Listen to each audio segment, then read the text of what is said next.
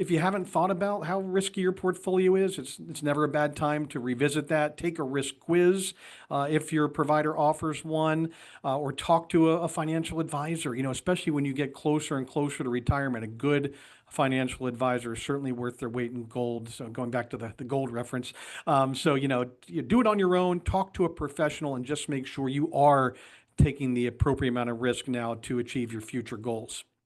Yeah, and I think it's a good thing to think of too is, it's not just age based.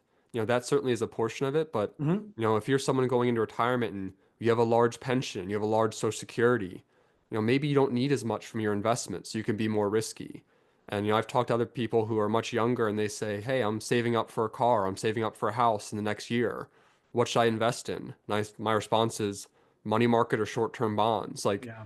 a 1 year time horizon where you plan on taking everything out, like that doesn't really line up with equities. Even if you are in your 20s or early 30s, like that's still a mismatch. So I do think it's, good to take a risk quiz and like it's good to think too, it's not just how aggressive you are, it's not just the idea of how old you are, it's the idea too of like, well, what are the circumstances? What else do we have going on in the picture? And that can make a difference.